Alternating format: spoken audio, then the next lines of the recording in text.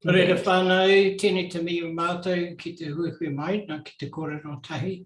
Engari ko te tino mihi mō mātou katoa, ko te mihi aki ki tō tātou atua. Engari kei roto tēnei karakia, he karakia nā te nehera, no reira whānau, whakatakata hau ki te uru, whakatakata hau ki te tonga. Kia mākena ki uta, kia mātaratara ki tai. He hi ake ana te ata kura, he tio, he huka, he hauhu, ti hei mauri ora. No reira whānau tēnei te mihi anō, kua tātou katoa, kua tāmai nei ki te kōrero tahi. Tēnei te wā mō mātou anō, ki te mihi atu ki tēnā o tātou katoa. Kei roto tēnei wā, he mihi anō ki o tātou tūpuna, e noho mai ki te taha o mātou katoa. Hei whakaari mātou ki te mahi paiaki, kei roto tēnei wā, hei hānga, he mahi anga mō.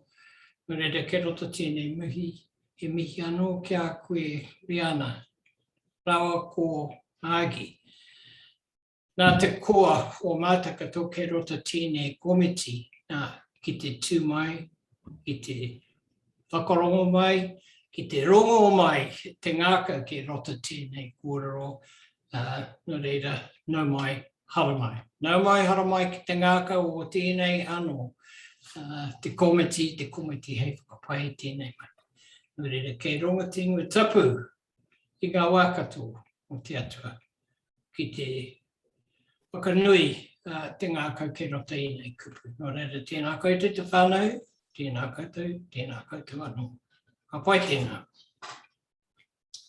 So we'll just hand it over to Andrea. This is the first part of our program for today. Done my dash there. 5 minutes is up, so it's somebody else's turn now. Kia ora.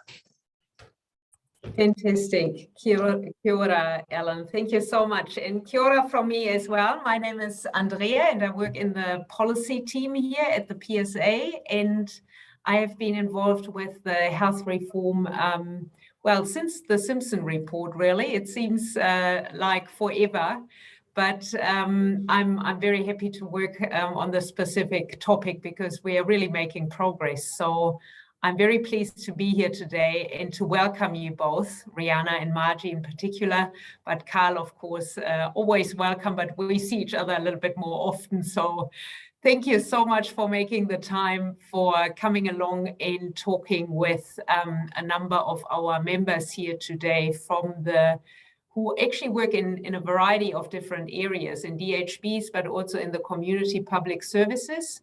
We have a group of members from Te Tira Hauora as well, and also members from our working group, which we formed right at the beginning when the health reforms were announced. And that group is made up of a number of volunteers who have a specific interest and passion to be involved in the health reforms. So it's a mix of members, and I think Diana will say a few more words in terms of introductions.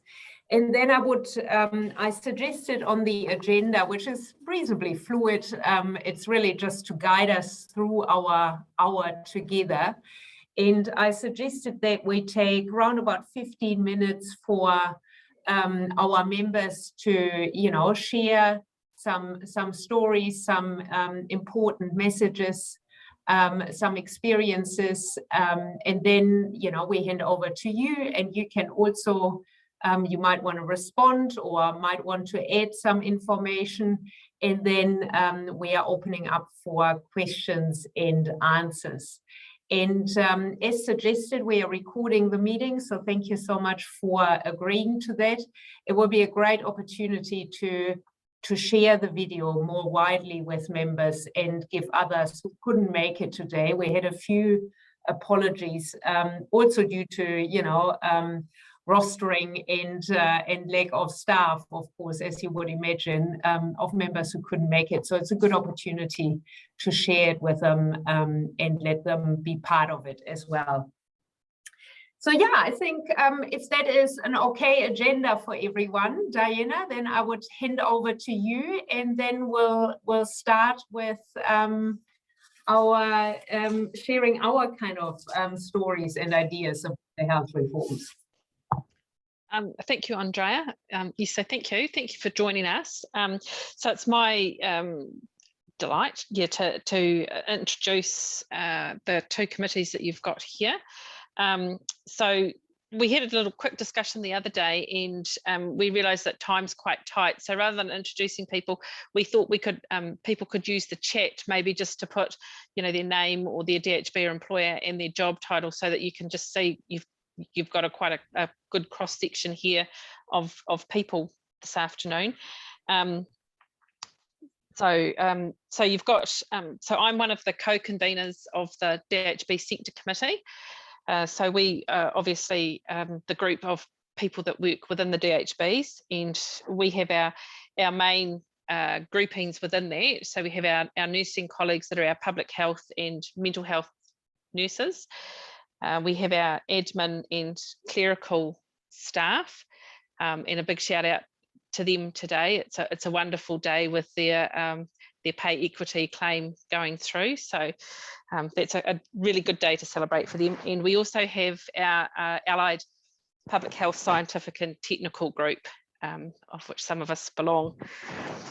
So, and we also cover, we've got members on our committee from Northland to Southern and every area in between. So we have great coverage around the countryside, which is really good. We also have some members from the, as Andrea said, the community public services sector. And they represent over 350 not-for-profit and for-profit organisations that receive public funding to deliver health services. So they cover areas of disability, mental health and addictions, home support and social services. So they're people like home support workers, community social workers, community mental health workers, and they tend to look after our most vulnerable out in the community. They're a largely female group of workers as well, and they're often Maori, Pacifica and other ethnic minorities.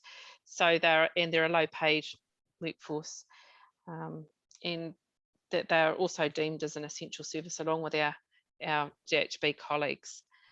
And they're I just have nothing. Does someone want to do the our people from Te Tira? I should have done them. Does someone want to step up? Oh, thank you, Diana. I've gone and taken the liberty of putting where I work there, ADHB, Māori mental health. And I can't fit all the rest of the designations, which is about tuakana for Te Tira Hauora. Te Tira Hauora, there is a committee that's an adjunct there to the DHB Sector Committee. And we have membership for from the Northland DHB right down to Invercargill. And I'm really happy to say that most of my committee is here, but one or two because they had other engagements. So I'm mihi to our own people there in the committee. There's Teresa from the Northland DHB, Virgil from the Bay of Plenty, and we have Leslie. And Leslie is also the tuakana within the Runanga o Ngā Tuawhina, which is a committee, he komiti Pākeke for us there. That's the adult group there that kind of manages the Māori membership. And who else we got? Shireen's there, but I've got my sights on who's got to be in our committee as well. And so that's mostly us here. I must say there that to be involved in the working group there has been a real joy, because the working committee has had eyes on our tangata whai ora, our kaimahi Māori there, and they're very supportive of the things there that we want to put forward. And I think just to finish off with there, I would like to think that this is the first opportunity of many to be talking directly to the Māori Health Authority with Riana and with you, Margie, there as Health New Zealand, because from our point of view, this is another opportunity to see the Crown and Māori working together to kind of really use Te Treaty of Waitangi in a way there that benefits all of us. Kia ora. Kia ora, Ellen. Thank you so much. I would suggest we move straight into our short presentations that we prepared for you. We have 5 different presentations, and I think Megan will start us off, and then Janet and Nia, followed by Diana, and then Michelle and Ellen. So try to keep it within the 15 minutes if possible. We can always, add to it later in the discussion. Thank you. Megan. Hi, everyone. So I'm going to keep this really brief, but I guess the first place to start is that people are really excited about this reform, however nervous at the same time, because they're happy for change to be happening, but they want to be a part of it. And I think that's where our working group has really come in. We're all big, strong advocates, obviously, for work within the unions, but strong advocates for the health system in general, and just want to see this health system do the best for not only our patients and the people that we work with, but for our staff and us as workers and us as people that receive treatment through the DHBs or CPS sector. Really, we want to see, obviously, increased staffing. We want to see better pay. Obviously, the fair pay agreement taking 4 years for our admin clerical, we want to see everyone getting that through, but 4 years, it needs to happen a lot faster. Our allied health members that have just been out on strike and having to work to rule, that just shows us that they can't even work to their collective agreement rights at the moment. They haven't been working to that for years, and now, work to rule has to come into play. Seeing when the borders open, we want to be able to keep and retain our workforce. We don't want to be, shipping them off overseas as well. Really, it's just, we want a sustainable work-life balance for our staff. And just to end it off, we need increased staffing, we need safe staffing, and we need better pay, and we need those to happen now. We cannot wait any longer. Our health system cannot wait. And I'm just going to pass it off to Janet. Thank you, Megan. Kia ora, and welcome to Riana and Margie. As Megan said, this is an opportunity that we're all very excited about. But, at the same time, we are nervous. We can't continue to behave like we've done in the past. Otherwise, we're just going to get what we've got now. And I think it's an opportunity to do something different. And it's an opportunity that we're really excited to be part of. And so we've got a few asks for you. No surprise. We want you to be able to show trust in staff who raise complaints, concerns, listen to staff feedback so that issues don't expand and multiply. We'll give you the solutions. Too often we're not listened to or discouraged from speaking out, and problems just get embedded and they're just part and parcel of how we work then. Staff in healthcare are there because we care and we want to make a difference. And staff will be valued and have high well-being when they feel that their expertise is listened to, it's had an impact, and when we're given the space and permission to take leadership and drive change. For example, in my place, we've just been given a cookie, a coffee voucher, and permission to do finger painting and read poetry in our breaks. And these are supposed to be initiatives that improve my well-being, but they missed the point completely. And I found, as well as my colleagues, they were really disempowering. Staff have direct insights into opportunities for improvement and innovation from working in the front line. And from somebody who's worked in the health sector non-stop for 52 years, I know that we can help in our shared mission to improve outcomes for our communities if you'll just listen to us. Because as Megan said, we aren't people who just deliver the health services, we are consumers of that service as well. And worker voice must be at the heart of any future services and at all levels. Any service in the future cannot afford to be cut off from its most important source of information, expertise and innovation, which is its workforce. Wages are important, but they're not the be-end, they're not everything. you know, and as Megan said, presently callbacks and working overtime have just become routine, and we shouldn't have had to we shouldn't have had to put in to do strike action just to work to rule, or to take industrial action to get national media attention, you know, to the working conditions that enable us to just have a work-life balance. Ultimately, if we want to achieve our aspirations for a new system, we all need to come from the one place of well-being and feeling like we're a team. And that will only come from being valued and having trust in us. So, you know, these are some of the things that we see are as important, and we're really keen to hear from you about how you're going to deliver them. Thank you. Thank you, Janet. I think Diana, no? No, we had a bit of a change round the other day, Andrea. So probably Nia, I think, would be the next. Aroha mai, everybody. We've had a change also again. And I'm actually following the last speaker. So whoever is next, please. Well, Michelle then would be next on my list. Kia ora whanau. Yes, I'm Michelle, I'm next. So I work in a mental health and disabilities and addictions respite whare up here in Te Tai Tokerau. Right now, our work in funded services isn't safe. It isn't paid enough for us to have decent lives and support ourselves or our whānau.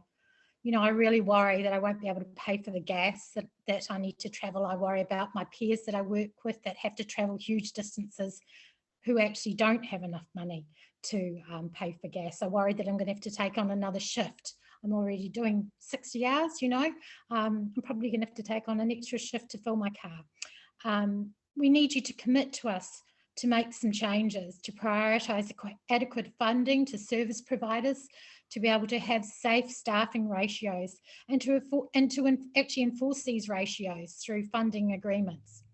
To have appropriate and essential industry standard training. You know, I'm still waiting. People have been here for years and are not appropriately trained, and yet we're carrying out services that the people that we support deserve to have qualified, trained people. They don't have them. That's not okay. That's not fair. It's not good. We need better technology resourcing. We need safe working environments. We need to have appropriate resources and safety equipment. When you start prioritising the time to find out what is needed from us directly, you'll actually be showing us that you value us and that you believe and trust what we say. You know what? I do my job every day along with my peers. We're the experts. We know what needs to change. We don't just say these things constantly because we enjoy it. We keep at this because we want to do better for the people that we support. There's nowhere else for them to go to if we're not there to support them.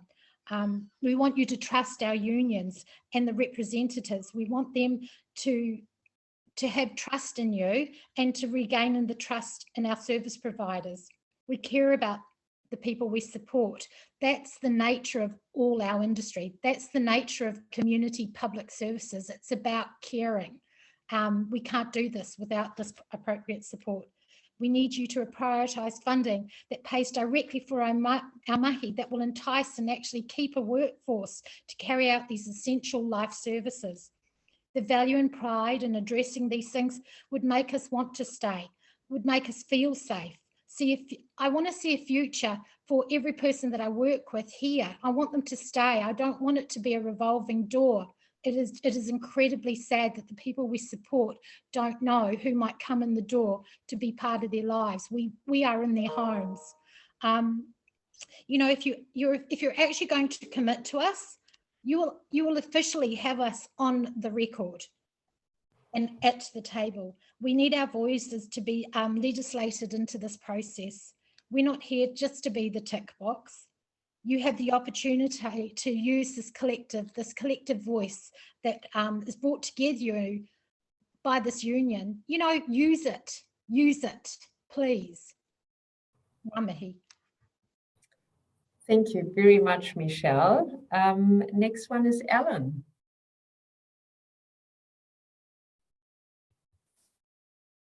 And after Ellen, Mia. Ellen, are you there? Ellen, you're on mute.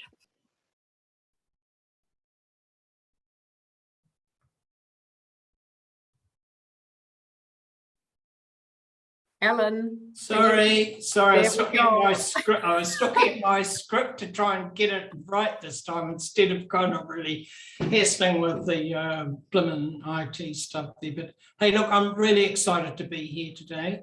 And I think, you know, Riana and Margie there, that I suppose in some ways we have to congratulate ourselves there that you're there, because in the end, it's through the submissions that were made there and the recommendations for you both to be there comes from the work that all of the delegates put together there to kind of really have concerns around the submission that talked about the health inequities, especially that sit for Māori with Pacific Island people and also with our disabled communities. But the point I would like to make there is that Māori occupy all of those positions. No matter where you go in the health sector, Māori are there. And I think kind of like in some points when people talk about us as a minority group, I think that should stop. I think that should stop directly there. We are not a minority group. We are tangata whenua and we have a relationship with Te Treaty of Waitangi there. So I think in a sense, Margie, I'm talking to you as tangata whenua and I'm talking to you, Margie, as the Crown and Riana as the tangata whenua. So this is kind of our situation. This is why the treaty is so important. It's relevant to all of us that work in the DHBs at the moment, and especially to Māori, because this is a part that's failed us there when it's come to talk about the services that's been provided to us. Why is it that their statistics have been so negative and so low? And it's mainly because the Treaty of Waitangi hasn't been used correctly. And it's to talk to the tangata whenua. It's not to kind of use the bicultural policy, which is pretty general, a generalized way of participation, protection, and partnership. I look at both of you at the moment there, then I mean, you could have a bicultural policy just because you're two women sitting together. So this is where it's failed us. And I think to have Te Treaty in place there, to be working effectively there, we're going to have a much better opportunity there to establish what you've kind of put out in the updates, the recent ones around the organisational structures. It gives you a much better opportunity to kind of talk about hauora Māori, Māori health equity, and how that's going to sit in the workplace, not just for Māori, but for everybody. So I'm looking at the Crown and I'm looking at the tangata whenua for you guys to kind of work in a way there that we can see the Treaty of Waitangi in practice, and it's being valued, and it is actually being seen for what it's worth there with regard to providing excellent services there that comply with pai ora, because here's the measurement there about what our health services should look like. Services that we can be thankful for, that we can appreciate, that we can look forward to in the future. I think that's pretty much it for me, except I really hope that we have opportunities to talk directly again with you, Riana and Margie. We've got some things from the union itself, which is Ngā Kaupapa, which is our document that talks about workplace ethics from a Māori perspective. And that's the part that's kind of missing. Nobody kind of really understands fully what tikanga Māori means in context of a workforce. And I would like us to have an opportunity to kind of really have a look at that. I know that our Pacifica whānau have used it in a way that they have got themselves organised there within the context of their services.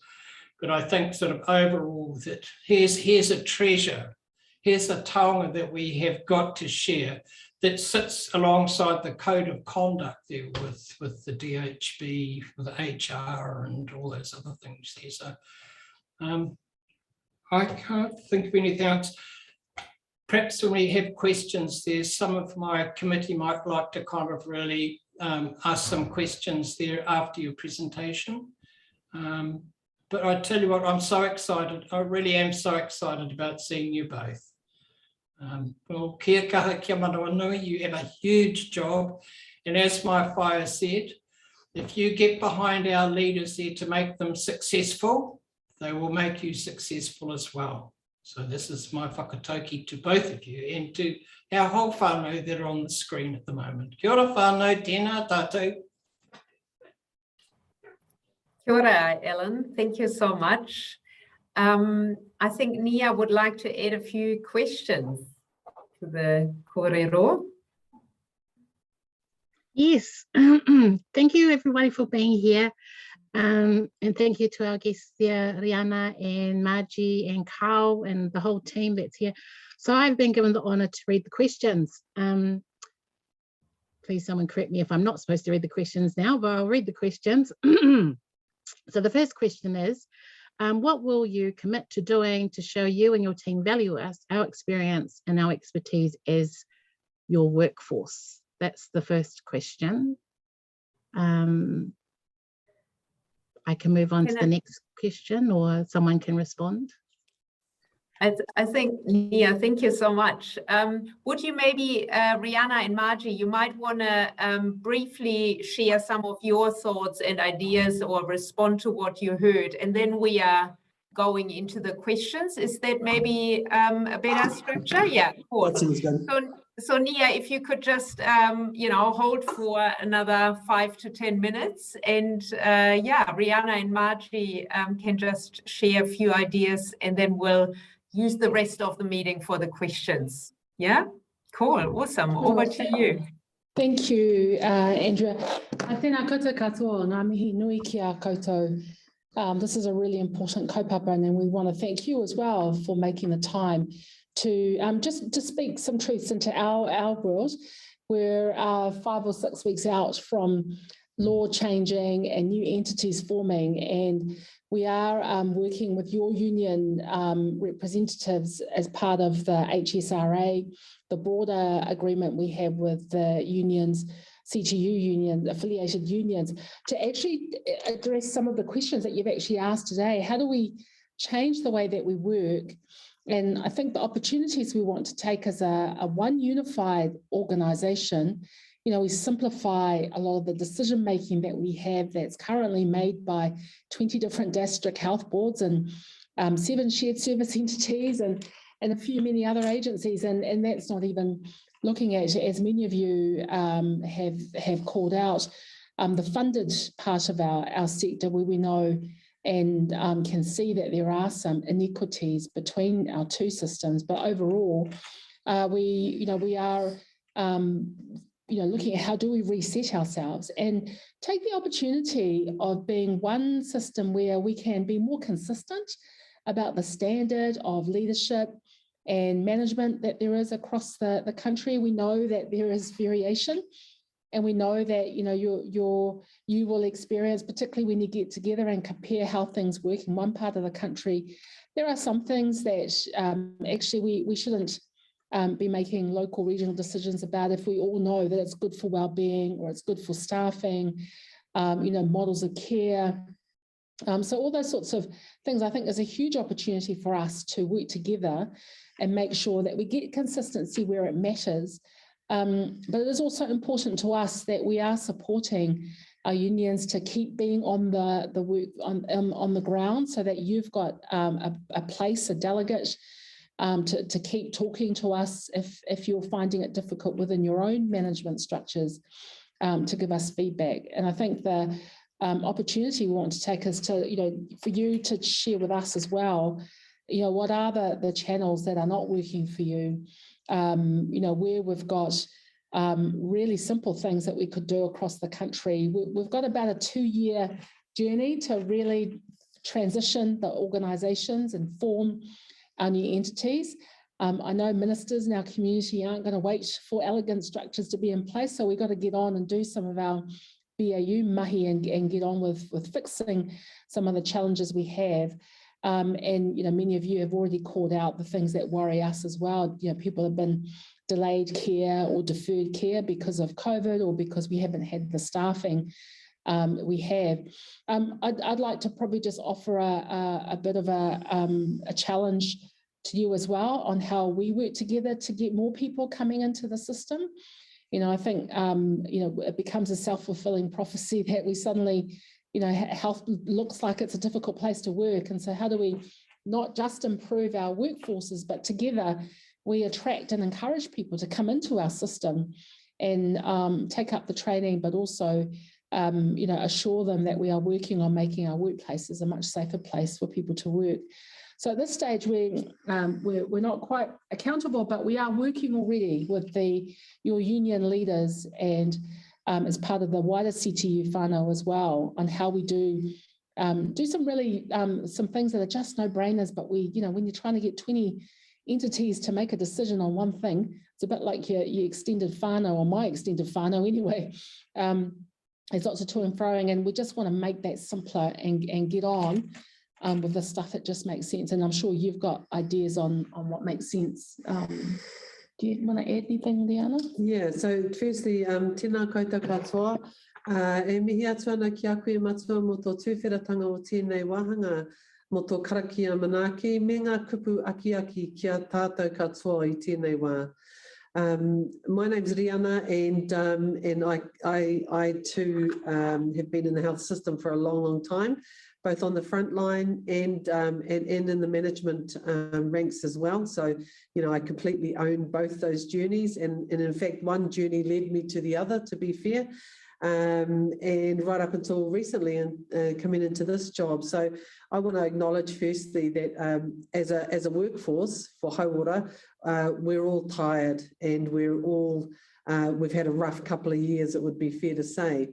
And something Margie and I always do when we're out and about is just to acknowledge that, just to allow ourselves to sit in it for a minute, because there are lots of things, and it's not just COVID that's impacted in those spaces, but it is just it's the general mahi that we all get into, and health can be a really tricky space. It doesn't matter whether you're a clinical person, a social worker, a kaimanaki, whatever the space that you hold in the Hauora area, it is always going to be tricky because it's about dealing with human beings who usually have high and complex needs, and of course with a limited, if you like, service provision, and that of course changes depending on where you live as well. I'm a rural girl, so I've always lived in rural communities, and in a community where I was born and raised, as were all my people before me since the arrival of the waka. And one of the things I know too is that often that complicates not just service provision for our people, but workforce availability for our people as well. So there are many different competing and complex issues at the moment, and I really want to acknowledge all of those at the front end of this. The other thing to note too is that I love the fact that we can all see there are many ways to solve the issues in front of us, but I do want to acknowledge that the most important thing from my point of view is being collective and collaborative in this space, to have a high trust relationship, and we have the opportunity to do that because we're all starting out together. We get an opportunity to try and reset, if you like, some of these issues, but I think we also need to be realistic that we won't be able to solve all of them, and not all at once either.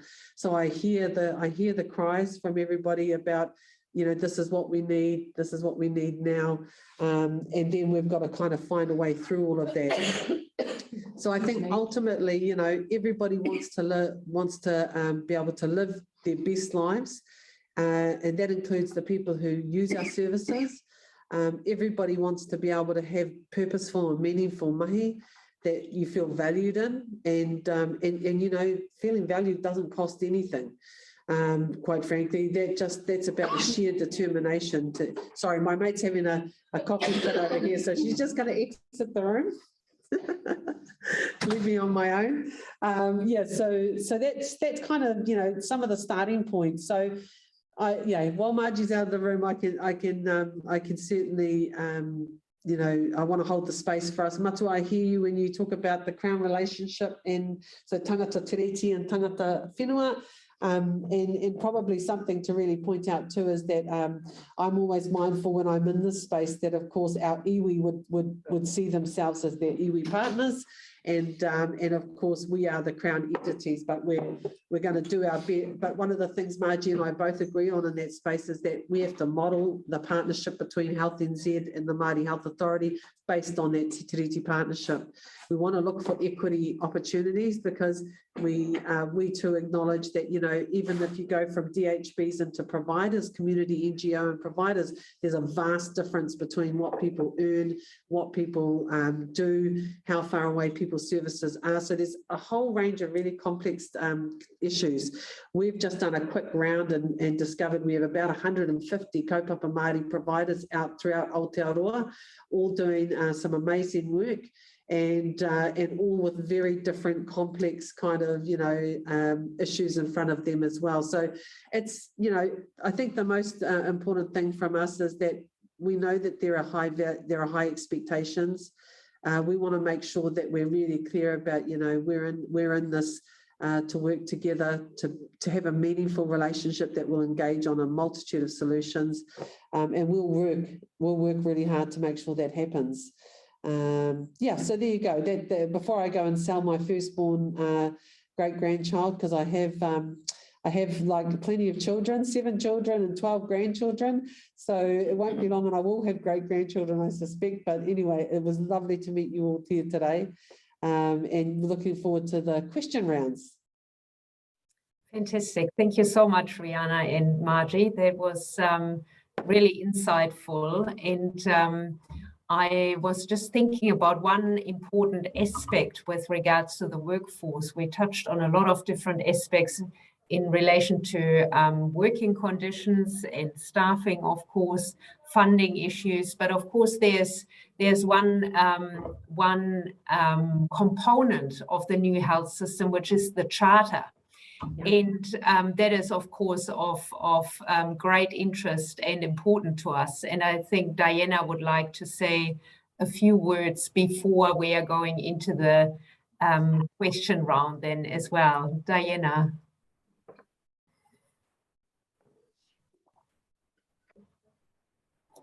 Oops, we can't hear you, Diana, for whatever reason. Can you hear me now? Yes, perfect. Thank you. Good, thank you.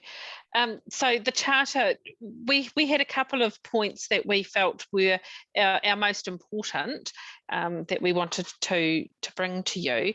And as you know, we've got this working group that is made up of members of both the DHB and the Community Public Service. And we've had quite a bit of discussion around the charter and what we would like to see in it and what we think is very important about that. And probably the most important thing is we want to see that the charter applies to the whole system.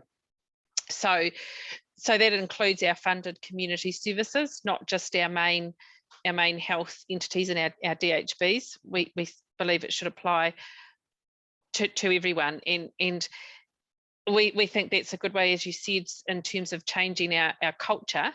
We see that as a really important step to doing that. And so that really leads on to our second point, which is that, of course, our employers then have to implement that charter. So I guess one of the questions that we have is that it's really quite simple. How are you going to get the employers to do that? Yeah, those were our two really important points we wanted to make. Just thank you, Diana. Those are really good questions. I think that whether we have the mandate to cover the whole sector is going through, I think I haven't checked in on whether it's in it was actually written into the bill, because I know that was part of what came through Select Committee and certainly one of the early intentions. I think your question's a good one on how we enforce it, and the kind of main levers we've got really are about how we contract for it. And then the next question is, how do we enforce it when it doesn't go well? So I think there's a whole lot more work and questions. Once we get the legislation in its final form, So if it survived the parliamentary process, you know, I think that gives us at least a start of a mandate to have a look at how we do that. But I think that onus is on us, will fall on the commissioners and how they set up the funding environment for the funded sector to deliver on that. So I think that's a whole lot of good questions, Diana, and ones we've got to work through as a system. Thank you very much. We have discussed, in preparation for the meeting, we have discussed a few questions that we would like to ask. The list of questions is obviously very long, so I doubt we get through all of the questions, but Nia, you might want to start us off, and maybe we can pass the unanswered questions to you, and you might want to consider to you know, send some brief responses back to us. But it would be good to touch at least on maybe, you know, 2 or 3 questions, Nia. Yeah, and we will circle back around and provide responses. We do the same thing with the webinars so that people feel like if they ask a question, you know, it's appropriately answered. Right, thank you. Okay, what actions will you commit to taking to ensure your workers are treated equitably by managers, irrespective of what their role is, irrespective of wherever they are in the country? That's quite a tough question because we don't quite know what we're inheriting and how inconsistent it is across the country. And I think there is lots of work we need to do when we're looking at how managers and leaders behave in the system, to set expectations for what that should look like and then model it, but also see it on practice on the floor. And when it doesn't happen, that there are consequences to that. So really, really good questions. And, you know, in past organisations where we have, you know, tried to really support people to behave the way that our values talk about it, it does take some time and it does need joint working between us. So, you know, a bit of work, for example, if we do get the charter out there, you know, there's a lot of conversation we have to have about what does it look like when we are living those elements or living those values, and what are the consequences if you don't, but also how do we recognise it when it is working well, because often we don't do that. You know, and when I did a Local Heroes program at Counties, it was just amazing to hear colleagues telling us, actually, I've got a great team of people and here's a local hero in my team, and really promoting each other. So I think there's lots of different things we need to do. It's not one silver bullet, but probably the most important part is to model it from the top down so that managers and leaders can see it in practice. Yeah, and I think having the charter solidly in place so that it describes those values without a doubt, because often, you know, people are looking for direction. And if I think about the agency that I've just come from, we had 3 kind of core values. It was nice and easy, but those 3 values kind of set the pace that you had to ask yourself, if you were behaving badly with another colleague, were you living up to the value that was set down? So, you know, like for instance, manaakitanga, we had this thing where it was to uplift the mana of the person that you were interacting with. So if you were having a conflict, were you uplifting their mana or not? And it's really, you know, there's something to be said about first describing it, then modelling it, but sometimes it's teaching it as well. You have to be so explicit about the fact that, you know, if we're going to talk about those phrases, and we often use manaakitanga as a really common one for a value set, then we have to really describe actually what it is, and then give examples of what it is, you know, it looks like when you're ignoring that value set. So I think we've got some work to do, but, you know, we're all good people. We all want the right things. So we've got to just kind of do it and commit to it, I think. I might just add that we also want to acknowledge that there are probably workplaces that are doing it well, and you and your members will know that better than us from your perspective. So that's also helpful to point out to us that where you think there's actually some really good practice going on, and it doesn't even need to be a whole hospital. It's you know, it might be a team or a unit, because I think that adds to our learning about what's already working well and how we support it. Well, kia ora. The next question is, right now we're experiencing significant shortages in staffing. Many of us have no work-life balance, and it's having a significant effect on our well-being. What actions can you commit to taking to attract and retain workers in the healthcare system? Again, yeah, really good questions, and I think there are multiple answers to that. I think, you know, we actually just need to get more people into the training pipelines, and part of that is helped by making health a really attractive place to work. You know, if people want a profession and want to be part of, you know, helping people live good quality lives and well-being. So we've got to really pump up the numbers of people who come into the workforce training. And, you know, we've got a small group that are looking at what other simple things we can do that might make training cheaper, particularly in areas where we know we're just not going to be able to deliver services if we don't get particularly allied health and nursing professions in. I think that there's a lot of, and this is probably a joint discussion we should have in some areas where we know that, you know, actually we could have another look at the way our teams work and how jobs are done. You know, we talk a lot all across the professions. There are tasks that can shift from medical practitioners to nursing, to allied health, or the, you know, I think having another look at teams, particularly where in rural provincial areas, you just can't find or employ the wide range of skill sets that we need. We just got to have a look at how we do things differently. And we had a good go at this over COVID, where we got a lot more non-clinical vaccinators in. We do this in lots of different areas where, and usually, you know, I always think innovation happens on the fringes, you know, in rural areas where people actually have to make do with what they've got. So, you know, all across the country, again, I see lots of variation in how people use their workforces. And I think we've got a, you know, in some areas, we've got lots of nurses delivering a service that in other areas are done by technicians. And I think that's can be an awkward conversation for our workforces, but we kind of got to go there as well as grow more people into our workforce. Yeah, and I know for Māori Health workforce, for instance, our pipeline is a really, really long pipeline. So in other words, if we want, I think Dr. Curtis Walker said to us the other day, if you wanted a tree, you needed to have planted it 20 years ago. And that's really the truth. And we haven't, I've got to say, we haven't necessarily planted a whole lot of trees in the Māori Health workforce space. We've always known that there was a gap. But trying to get our people through the training into good placements and into long-term employment is one of those kind of key challenges. But what I do know is that the best day to plant a tree is today. So if you know, because then we know that 20 years from now, we're going to have a much better picture. And that's what you know, some of the transformational conversation has to be about that.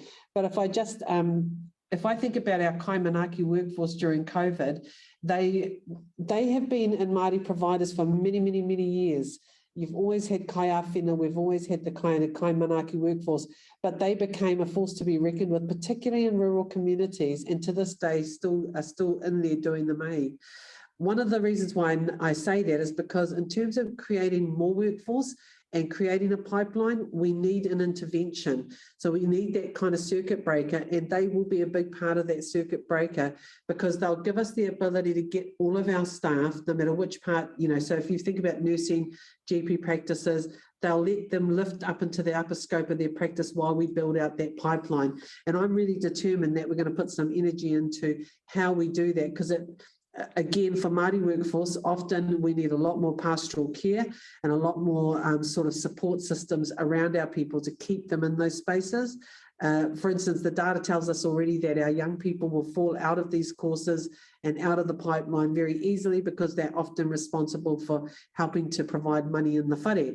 And so what becomes a part-time job while they're studying then becomes a full-time job, and then they fall out of study, and that then breaks that pipeline again. So we've got a fair amount of work to do in all those spaces, but what I take heart from is that, you know, as the borders open and we get people back in, and there is a risk to remembering that we'll lose people across the border to other spaces. So we have to really be mindful that we want to retain our workforce that we've got.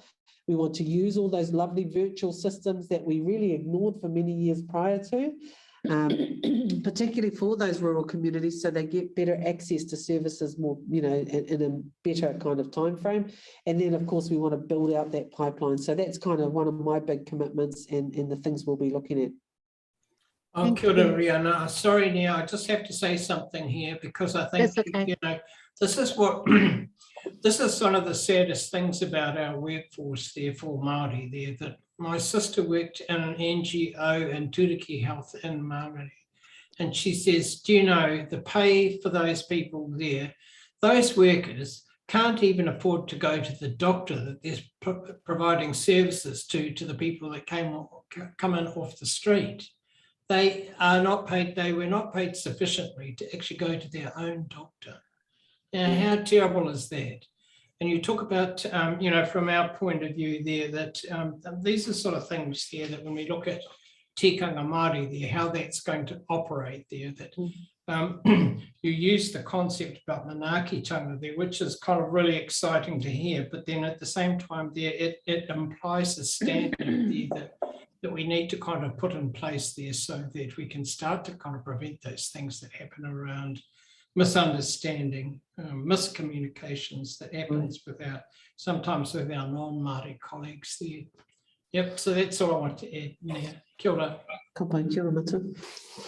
That will just lead into my short question for you, which is what support do you think is necessary to ensure all of us in your workforce can deliver culturally appropriate services? Well, I go back to the same kind of notion as before. I was talking to one of my colleagues the other day, and, you know, he spent some time, John Fang, and he spent some time with Iri Hapiti Ramsden before she passed. And one of the things that she said to him is that the only regret she had about cultural safety was the fact that she put cultural on the front end of it. And she wished she'd just called it safety because it was the cultural component that drove out some strange behaviours thereafter in terms of people not wanting to kind of meet that space and not going to go in there. And I think that, you know, so that's always going to be a tricky thing for us. We have to model that good behaviour, and it just is good human behaviour to provide culturally appropriate care to anybody. And remember, we all have a culture of some sort of size description, whether it's a religious culture, gender, whether it's the culture we belong to, and that's got to manifest in the way that no matter who I'm receiving services from, that person is mindful of it. So, you know, when I go into an interaction, because I'm a registered nurse by trade, and when I go into any kind of interaction with people, I'm always mindful that, you know, I make no assumptions about what they need, want, or desire, whether, you know, I don't use their name as a cue or whatever. I ask the question, you know, how do I say your name, for starters? I've been called Riana, over the years, you know, and I just sort of think it's much easier to say, hey, how do I say your name? And tell me, how do you want me, you know, to be progressing this conversation with you and providing care for you? And there's a whole range of things that come out of it. So I think modelling, making sure that available, because I heard I think it was Michelle that said, kōrero about training, you know, like that's all part of it. Like we've got to make training much more accessible, and, you know, with virtual kind of capacity nowadays, that's exactly how we want to be able to roll these things out. So often I think it's describe the behavior, you know, define the behavior, describe it, role model it, and make sure that there is an accountability back to it. Because at the end of the day, it goes back to that value setting as well. Yeah, look, I support what Riana's saying, and I think it's, you know, I think it's one thing for all of us to call out that there is institutional racism. There are biases that people bring to work and then potentially project onto their patients or their experience of people getting a service. It's what you do about it, because most people, when you call out that behaviour, who are professionally driven to do a good job, actually want to change. Yeah. And for some people, it's about evidence, and we know that actually it is a safety issue for many of our community. You know, they're not getting safe services because they're not in a relationship with their provider that they feel they can express themselves and call out their symptoms. it's a training issue where, you know, we've got to help people, give them some, and again, it's sort of one of the things that I know that lots of districts have programs, but we don't probably know enough about which ones are the good ones, and then make one decision to spread the ones that are good, or it might be 1 or 2 or 3. But being consistent about that training, and then just really pushing out the knowledge of when it works well.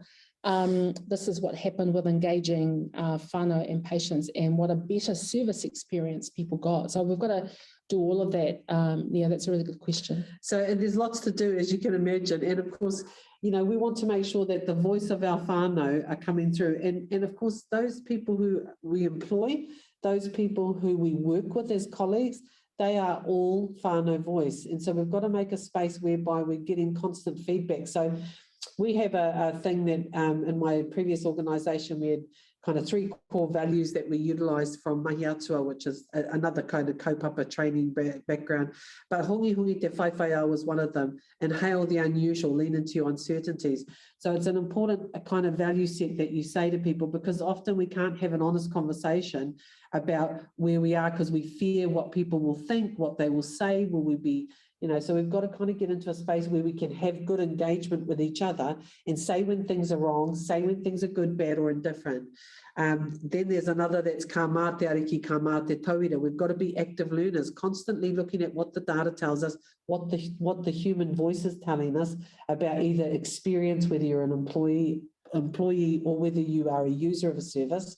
And then the final one is tēnei te pō nau mai te ao. And through all of this, you can move from darkness into light. And that's kind of, you know, some three solid key things that I'm certainly going to use, and I think we're all going to use to make sure that we guide a path forward so that we get through this. And it won't be perfect all the time. I don't think we should.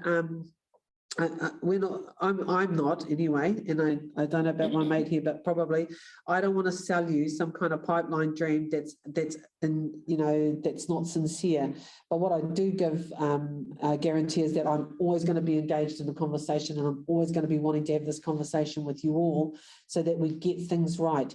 And sometimes it'll be about, you know, the money factor. Sometimes it's going to be about the kōrero. Sometimes it's going to be calling each other out, training opportunities, a whole range of issues, because ultimately I want to come to work every day and do a good job.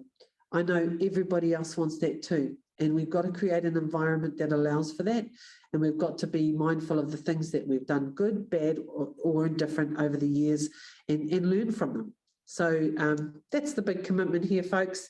I can't say it any other way other than that's what I'm 100% up for. Kia ora. Thank you. What she said.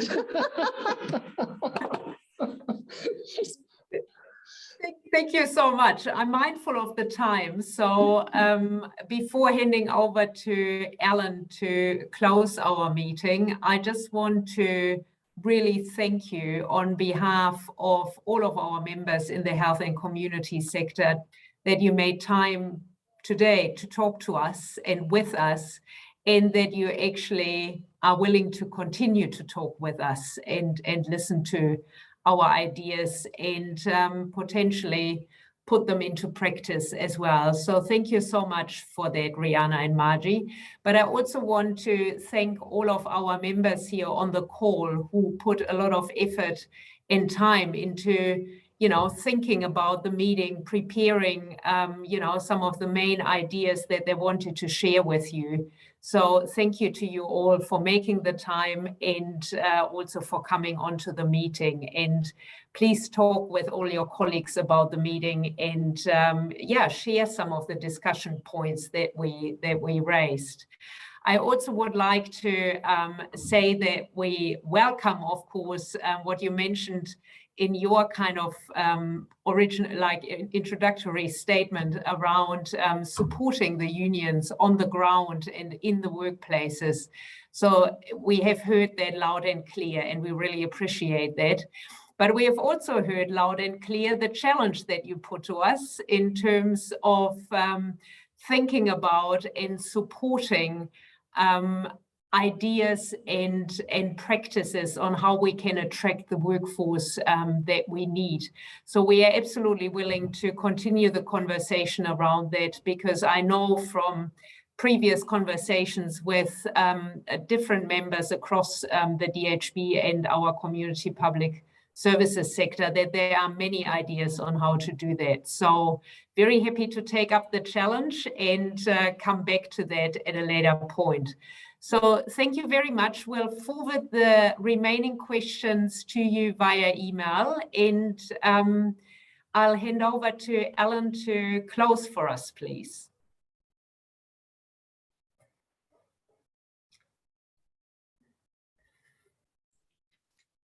Aua hoki, ko tama mātou ki te meeting o tō tātou hui nei. Nō reira, tēnei te mihi kia kōroa ngā puti pai nā ki reira e hoa atu ke mātou te ngākau hei tautoku i mātou ki roto tēnei mahi.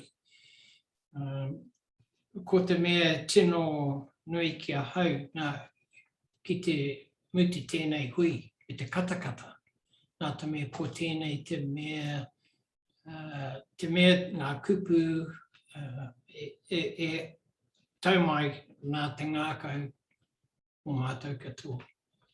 O reira, ko tāma mātou anō ki te meeting o tātou hui nei. Tēnei te karakia ki tō tātou atua ki ngā tangata katoa. Ki tau ngā manaakitanga o te mea ngaro, ki ronga ki tēnā o tātou, kia māhia te hua mā kehi, kia toi te kupu, toi te mana, toi te aroha, toi te reo tangata, kia tūturu, kia whakamaua, kia tina, uie, tai. O reira, kā ki te anō whānau. Hei kona, have a good evening. Ka nui te pai ki te pōhiri atu. Ka kite. Ka kite.